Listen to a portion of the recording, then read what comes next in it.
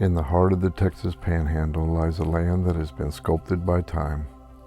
A land where the bison roam free and the Red Rock Canyon stretched towards the horizon. Welcome to Caprock Canyon, a place where rugged trails wind their way through untamed beauty. And knowing that we would never be satisfied with just a peek over the rim, we decided to go for a ride.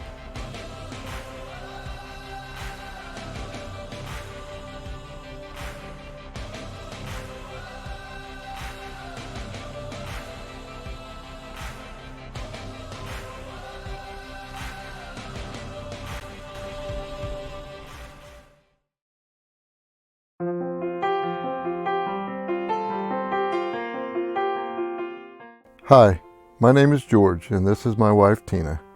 Together, we set out to explore the rugged landscape that this area has to offer. Our plan was a 15.5-mile ride that would take us into the heart of the canyon.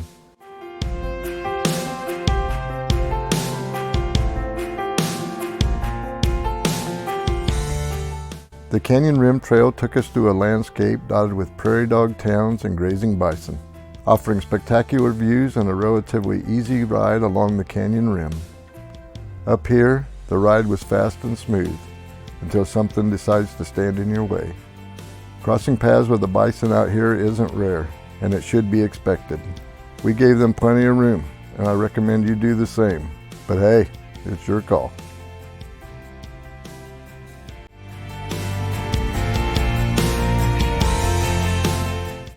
Once you drop below the canyon rim, everything changes.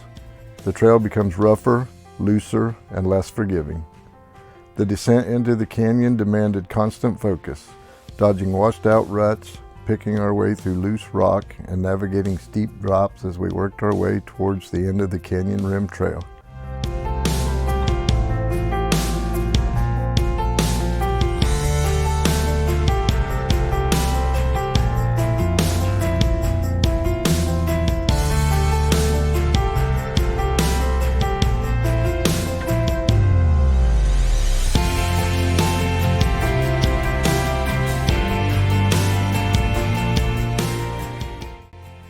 From there, the route turned upward again, climbing up and over a mesa. Hike-a-bike became more routine. We pushed through gullies carved by runoff, scrambled up loose climbs, and chose our lines carefully through rough, rocky descents. Progress was slow and deliberate. Trail markers were few and far between, and with bison paths weaving in and out of our route, navigation became its own challenge. More than once we found ourselves off course, relying on instinct and a shaky GPS signal to guide us back.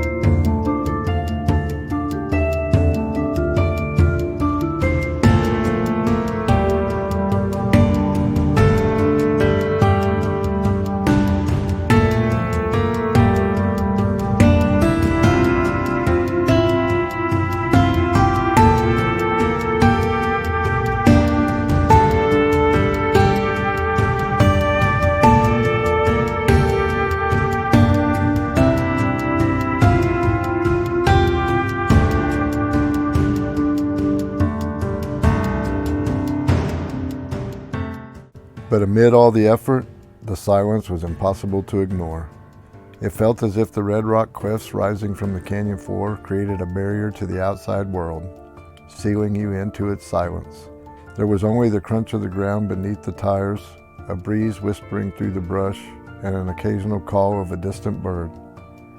We saw only 2 other people during our afternoon in the canyon, and the timing couldn't have been better. My headlight had fallen off unnoticed while crossing a dry stream bed, and they returned it before we got out of earshot. Solitude out here is golden, but once in a while, it can be good to cross paths with someone else.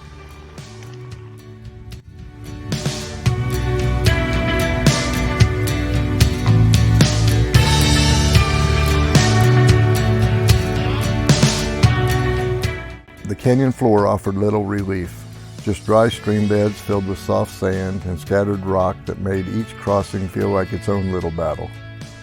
By this point, we realized this wasn't the smooth and flowy ride we'd seen in YouTube videos. This was something far more demanding, something we'd have to earn, mile after rugged mile.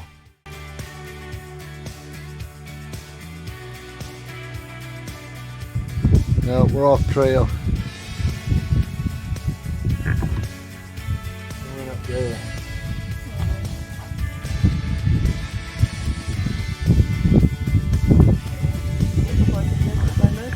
No, it's just right back here somewhere.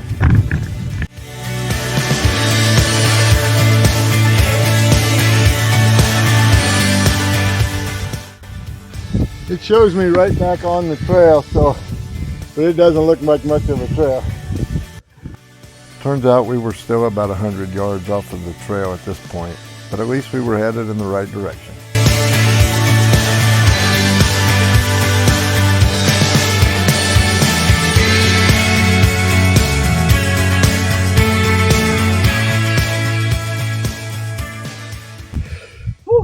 It has been a little bit more hike-a-bike than what we had planned on. Yeah, I feel like that's basically all it's been last couple of miles.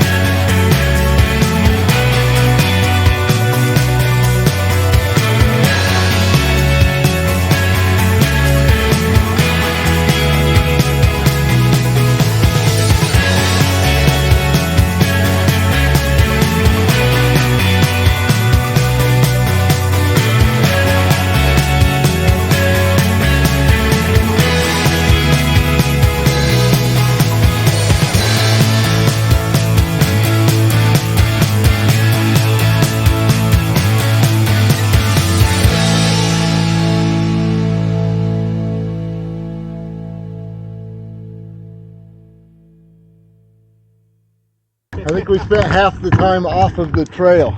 Yeah, we did a little bit of that too. There was a bison on where we were supposed to go, so we just went this other way, not knowing that we were missing the trail. I think we were on bison trails.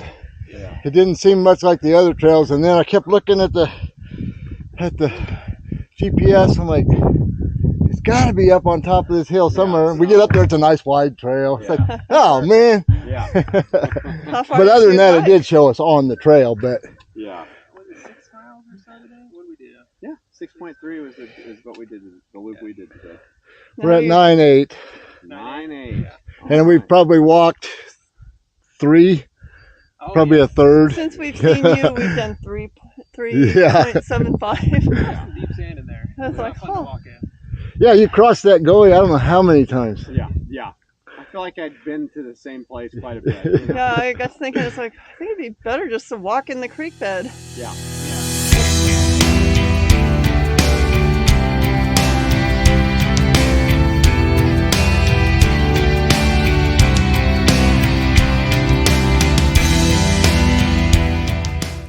With 5.5 miles still to go, and the legs feeling the effects of all the hike-a-bike, we were kind of hoping for a smooth run to the base of the climb out of the canyon.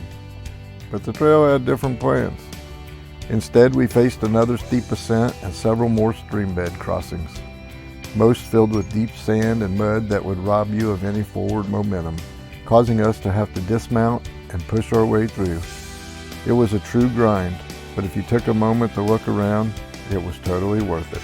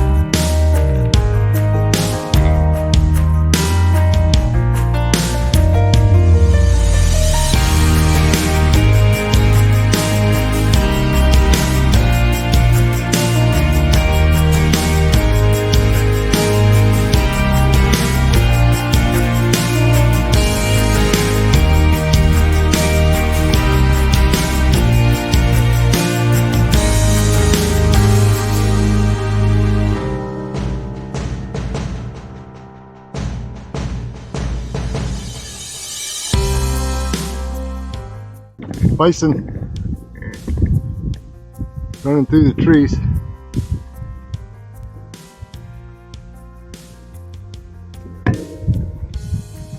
There's another one. Bison. They went running that way. There's another one.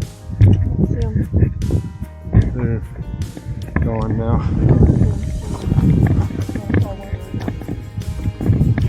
All right.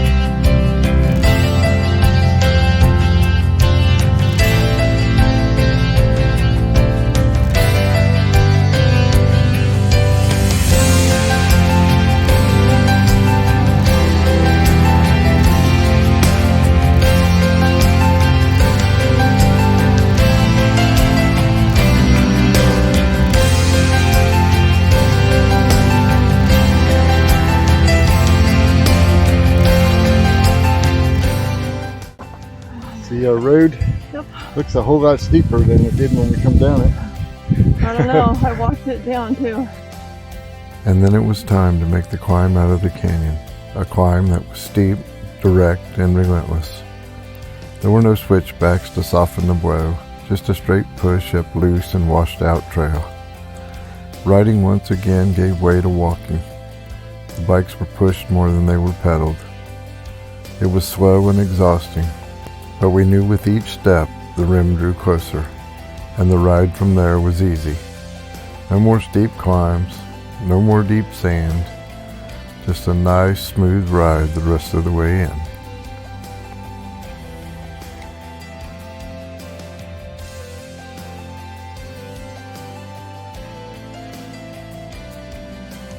We didn't come here looking for a challenge, but we were never ones to turn one down.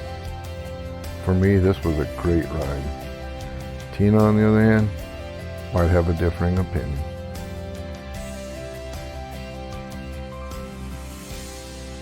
And that's the end of our ride through Caprock Canyon.